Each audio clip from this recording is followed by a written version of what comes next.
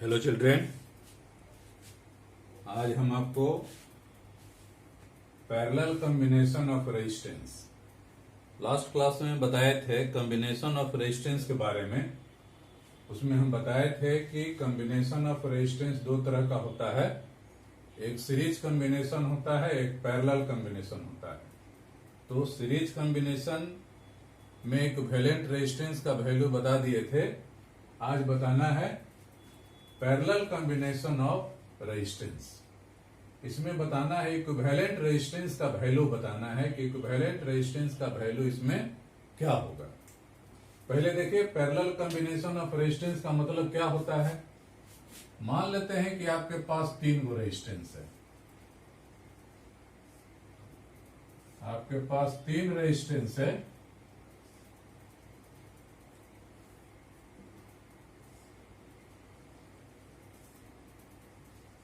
R1, R2, R3। आपके पास 3 गो resistance है। तीनों रेजिस्टेंस का एक छोर एक पॉइंट पर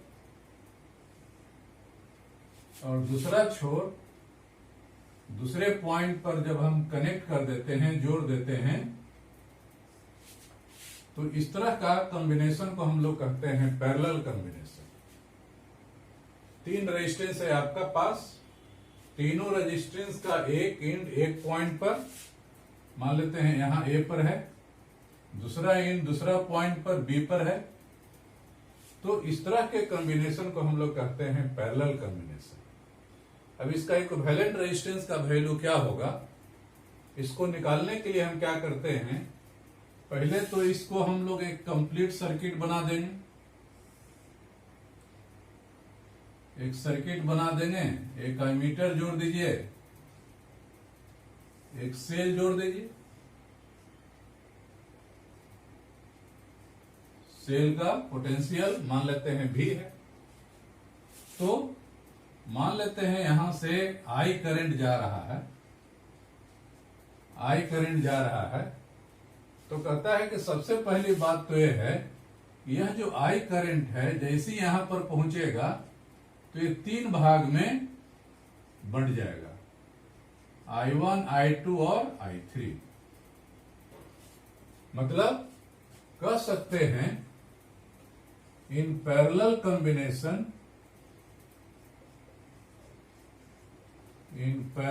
कॉम्बिनेशन, पहला पॉइंट क्या हो गया, the main current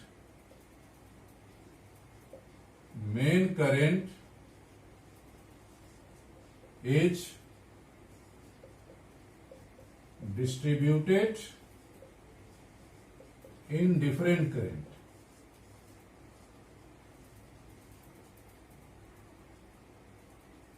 In different registers. Main current बढ़ जाता है डिफरेंट रजिस्टर में, मतलब I1, I2, I3 में बढ़ गया। दूसरा क्या है, जहां तक पोटेंशियल डिफरेंस की हम लोग बात करें, पहला रेजिस्टेंस का एक पॉइंट ए है, दूसरा पॉइंट बी पर है, मतलब R1 के क्रॉस पोटेंशियल डिफरेंस भी हो जाएगा। उसी तरह R1 का एक पॉइंट ए पर है, दूसरा पॉइंट बी पर है, मतलब R2 का भी पोटेंशियल डिफरेंस भी होगा। उसी तरह R3 का भी एक पॉइंट ए पर है, दूसरा पॉइंट बी पर है, मतलब इसके क्रॉस भी पोटेंशियल डिफरेंस वही होगा, भी होगा। मतलब पोटेंशियल डिफरेंस सब में बराबर होता है। Potential difference across each resistor are same.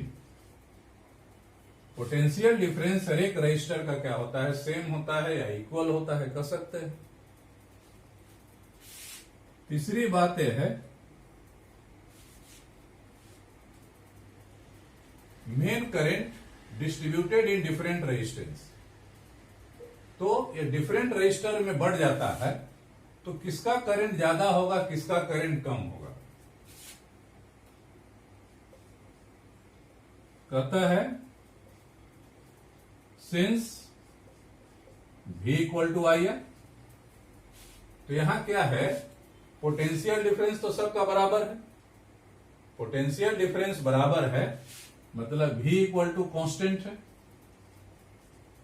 V equal to constant है, तो कहता है I is inversely proportional to R, मतलब जिसका रेजिस्टेंस कम है उसमें करंट ज्यादा जाएगा, जिसका रेजिस्टेंस ज्यादा है उसमें कम रेजिस्टेंस जाएगा।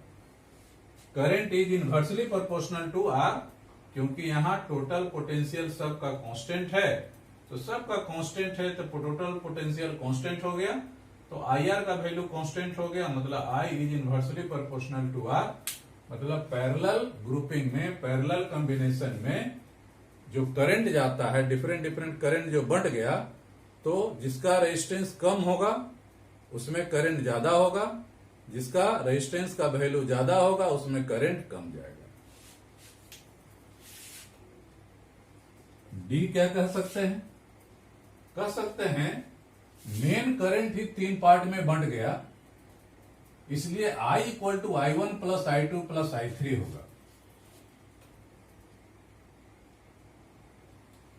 Main current is distributed in different register, मतलब यहां कह सकते हैं I equal to I1 plus I2 plus I3।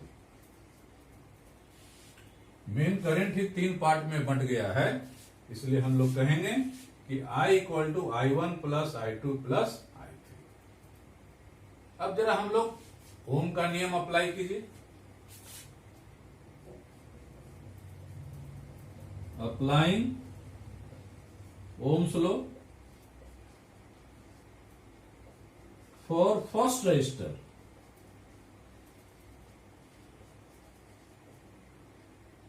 Potential तो सब में सेम है, पोटेंशियल सब में सेम है, तो potential difference equal to current into resistance, I1 R1, या I1 इक्वल टू कर सकते हैं V by R1,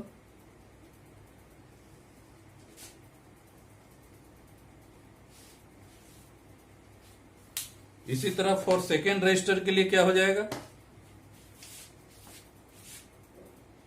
for second register R2 के लिए, ये हो गया फर्स्ट रजिस्टर R1 के लिए,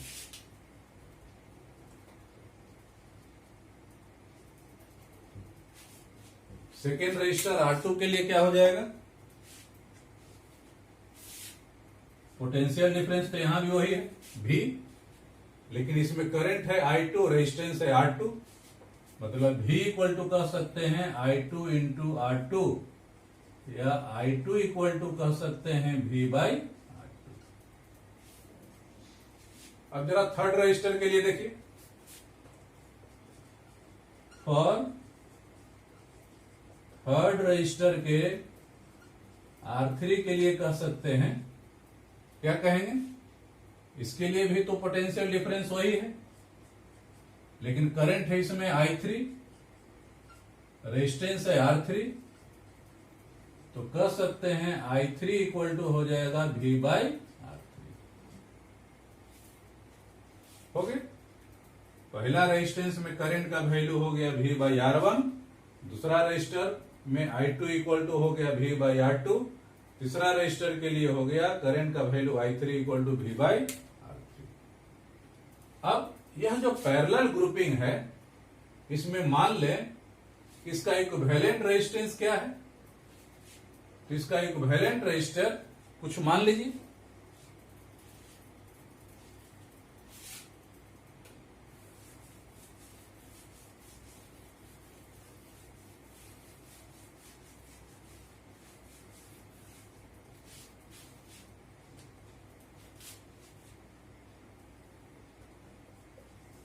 let equivalent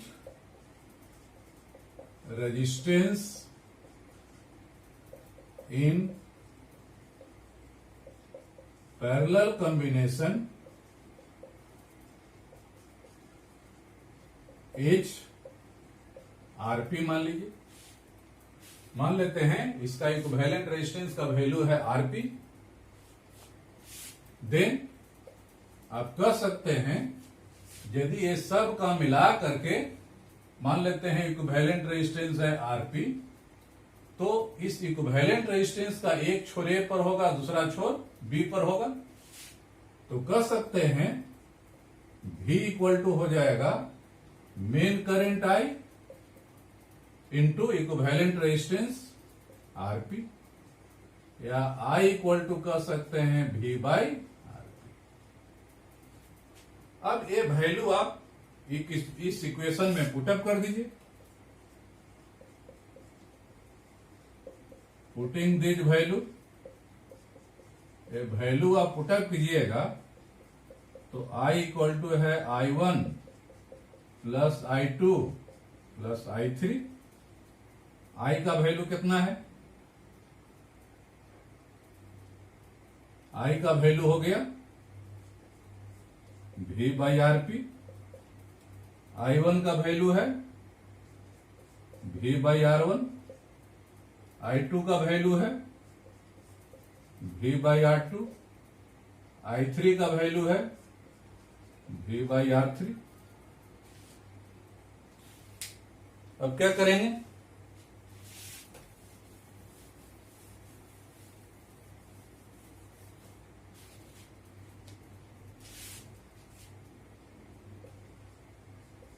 V by RP equal to हो गया, V कॉमन ले लेंगे, 1 by R1 plus 1 by R2 plus 1 by R3। V का वैल्यू कट गया तो 1 बाई आरपी इक्वल टू हो गया 1 by R1 plus 1 by R2 plus 1 by R3। यही हो गया इक्विवेलेंट रेजिस्टेंस का फॉर्मूला हो गया।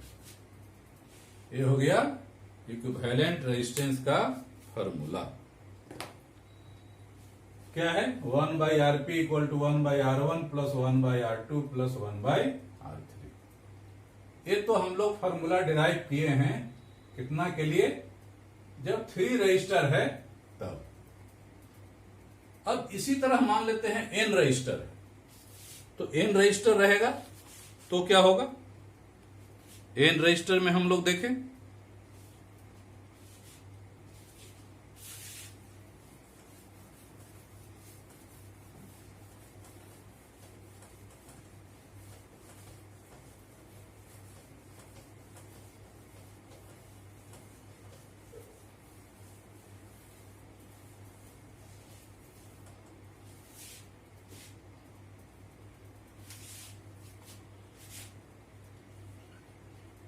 केस 1 देखिए,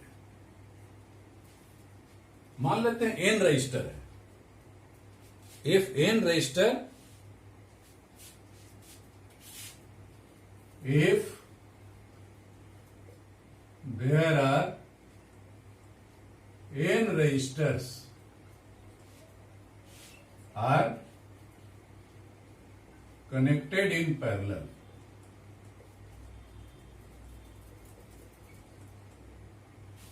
ये 3 रजिस्टर के लिए है। इसी तरह यदि हम n रजिस्टर के लिए हम लोग देखें तो क्या हो जाएगा? 1 by RP equal to 1 by R1 plus 1 by R2 plus 1 by R3 1 by Rn हो जाएगा। जितना है सबको हम लोग जोड़ देंगे, इसी तरह जोड़ देंगे। या इसको इस तरह भी कर सकते हैं, RP equal to 1 by R1 plus 1 by R2 plus 1 by R3 1 by Rn का इनवर्स। डायरेक्ट हम लोग निकालना चाहें कि इक्विवेलेंट पैरेलल कॉम्बिनेशन में इक्विवेलेंट रेजिस्टेंस का वैल्यू क्या होगा, तो 1 by R1 plus 1 by R2 plus 1 by R3 plus dot dot 1 by Rn का वैल्यू निकाल लेंगे और उसको इन्वर्स कर दीजिए, उलट दीजिए, होगी। यहां कह रहा है हियर 1 बाई आरपी क्या है? 1/R1 plus 1/R2 plus 1/R3 सबका समेशन है।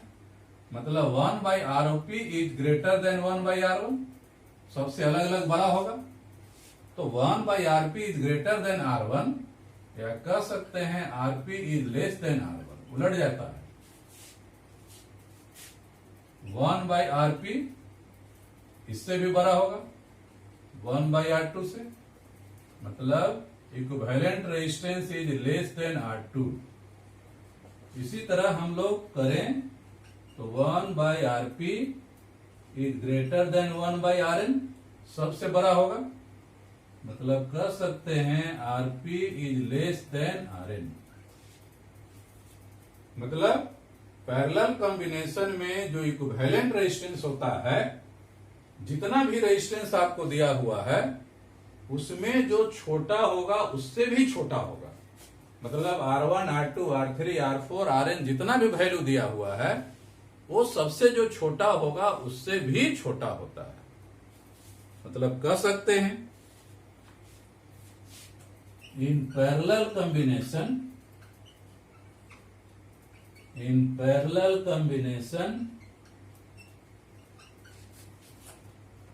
the equivalent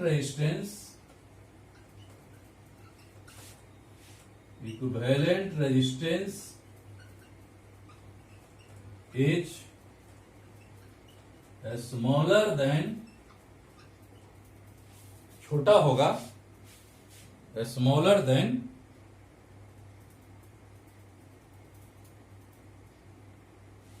minimum resistance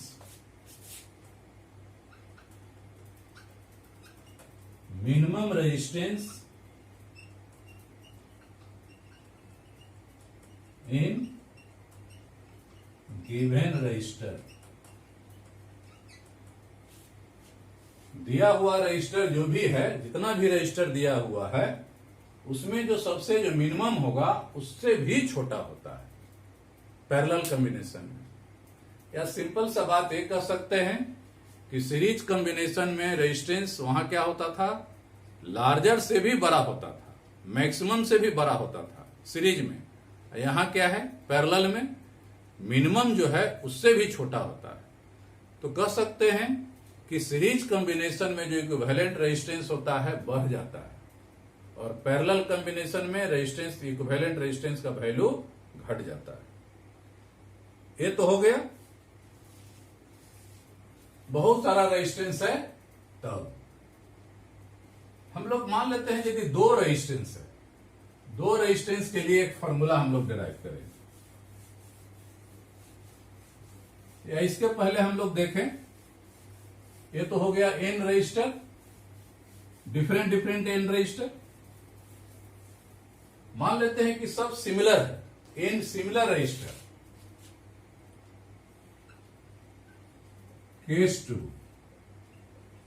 if there are n similar resistor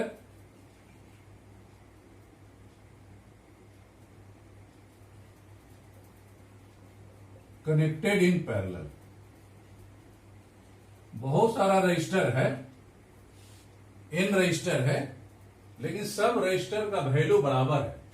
N similar register connected in parallel, तो क्या हो जाएगा, 1/RP इक्वल टू कह सकते हैं 1/R plus 1/R plus 1/R N terms,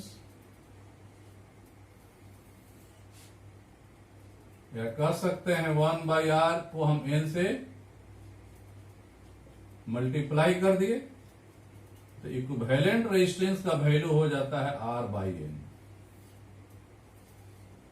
या R इक्वल टू हो जाता है N इंटू RP। मतलब इक्विवेलेंट रेजिस्टेंस, जितना भी रेजिस्टेंस है, हर एक रेजिस्टेंस का वैल्यू बराबर है। तो एक रेजिस्टेंस में नंबर ऑफ रेजिस्टर से डिवाइड कर दीजिएगा तो इक्विवेलेंट रेजिस्टेंस मिल जाएगा।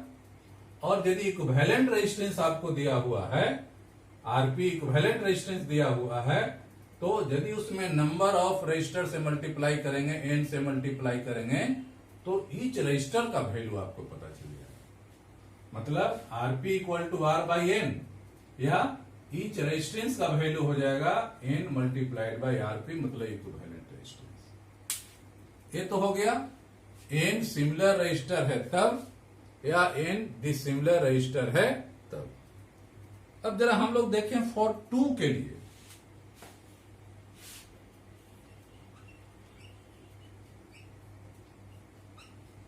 फॉर 2 रजिस्टर के लिए स्पेशल फॉर्मूला है, क्या है? 1 by RP equal to 1 by R1 plus 1 by R2, या कह सकते हैं R1 R2 प्लस R1। मतलब यहां इक्विवेलेंट क्या हो जाता है?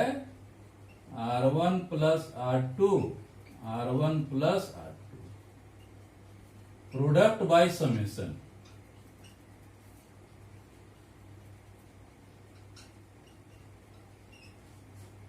पैरेलल ग्रुपिंग में इक्विवेलेंट रेजिस्टेंस का वैल्यू हो जाता है प्रोडक्ट बाय समेशन। लेकिन ये फॉर्मूला किसके लिए एप्लीकेबल है? ये फॉर्मूला एप्लीकेबल है जब 2 रेजिस्टेंस हो तब। पैरेलल कॉम्बिनेशन फॉर 2 रजिस्टर के लिए, जब 2 ही रजिस्टर हो तब उसका इक्विवेलेंट रेजिस्टेंस निकालने के लिए क्या करेंगे? पहले प्रोडक्ट कर देंगे डिवाइडेड बाय समेशन। प्रोडक्ट में समेशन से डिवाइड कर देंगे तो आपका इक्विवेलेंट रेजिस्टेंस का वैल्यू मिल जाएगा। लेकिन ये किसके लिए एप्लीकेबल है? तो फॉर 2 रजिस्टर के लिए, फॉर 2 रजिस्टर के लिए ही एप्लीकेबल है। तो ये तो हो गया पैरेलल ग्रुपिंग ऑफ रेजिस्टेंस। अब जरा इसमें एक क्वेश्चन देखिए, एनसीईआरटी का क्वेश्चन है, इसमें न्यूमेरिकल आता है। जरा इसमें हम लोग देखें, पहले एक क्वेश्चन देखें।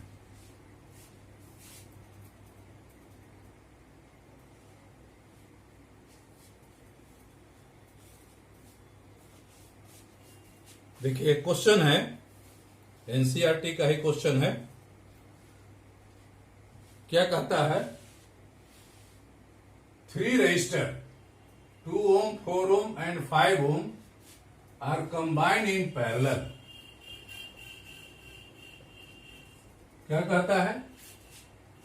3 register 2 ohm, 4 ohm and 5 ohm are combined in parallel।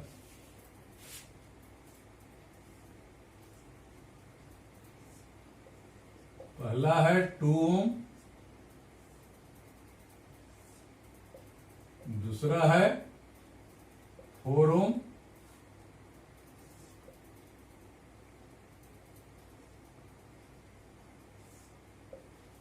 तीसरा है 5 ohm, are connected in parallel.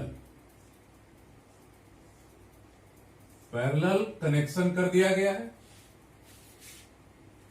Are combined in parallel. तो कह रहा है what is the total resistance of the combination. पहला तो इसका एम है, इसका टोटल रेजिस्टेंस आप निकालिए।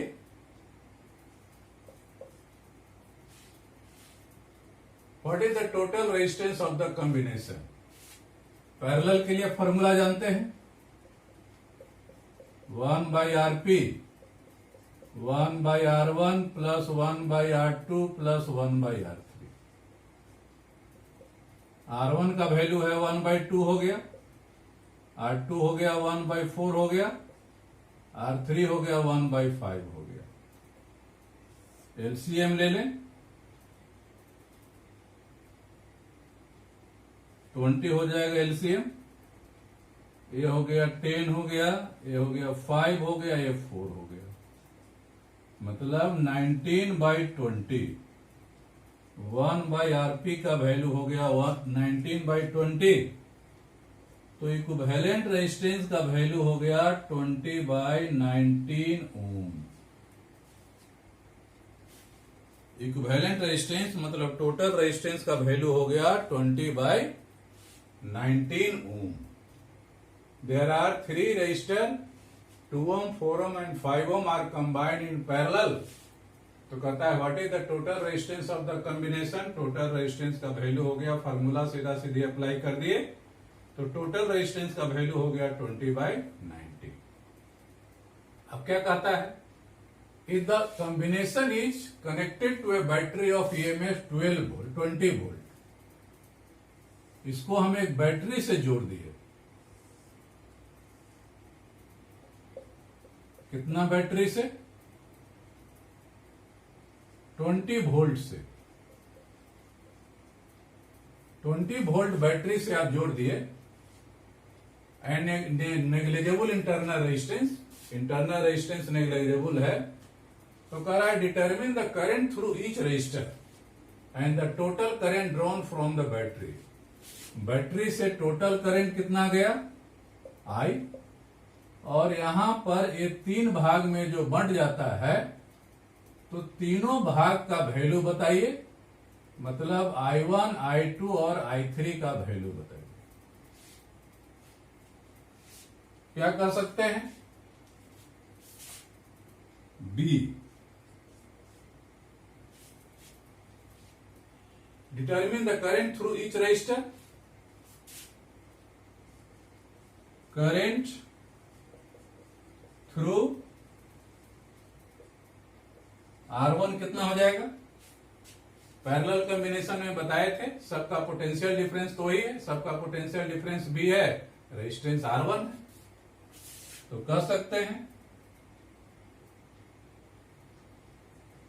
I1 इक्वल टू हो जाएगा V बाई R1। वोल्ट कितना है? 20, और रेजिस्टेंस का वैल्यू है 2, मतलब 10 एम्पियर। करंट थ्रू R2 से कितना करंट जाएगा? I2 V by R2, V हो गया 20 और R2 का वैल्यू है 4, मतलब 5 एम्पियर हो गया। इसी तरह करंट थ्रू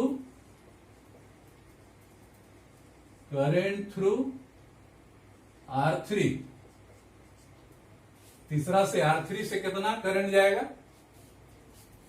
तो I3 का वैल्यू हो जाएगा V बाई R3। V तो वही 20 है, लेकिन यहां रेजिस्टेंस का वैल्यू है 5, तो हो गया 4 एम्पियर। मतलब यहां I1 का वैल्यू हो गया 10 एम्पियर, I2 का वैल्यू हो गया 5 एम्पियर और I3 का वैल्यू हो गया 4 ampere. 10 ampere, 5 ampere and 4 ampere. साथ ही साथ ये भी कह रहा है determine the current through each register, तो हो गया, और total current drawn from the battery, total current कितना होगा? तो टोटल करंट का वैल्यू हो जाएगा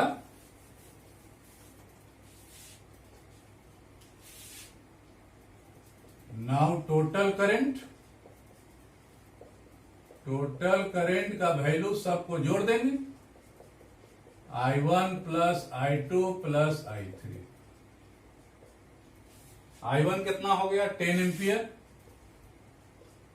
I2 हो गया 5 एम्पियर, I3 हो गया 4 एम्पियर, 10 प्लस 5 प्लस 4 19 एम्पियर। मतलब टोटल करंट का वैल्यू हो गया 19 एम्पियर। अलग अलग हो गया, तीनों में अलग अलग 10 एम्पियर, 5 एम्पियर एंड 4 एम्पियर। और टोटल की जहां तक बात करें, टोटल कितना करंट जा रहा है, इसका वैल्यू I का वैल्यू हो गया 19 एम्पियर। तो ये है पैरेलल कॉम्बिनेशन ऑफ रेजिस्टेंस, ये हो गया। नेक्स्ट क्लास में हम लोग देखेंगे इसके बाद आगे एक नया टॉपिक हम लोग शुरू करेंगे, ईएमएफ के बारे में शुरू करेंगे। तो चलिए ठीक है, थैंक यू।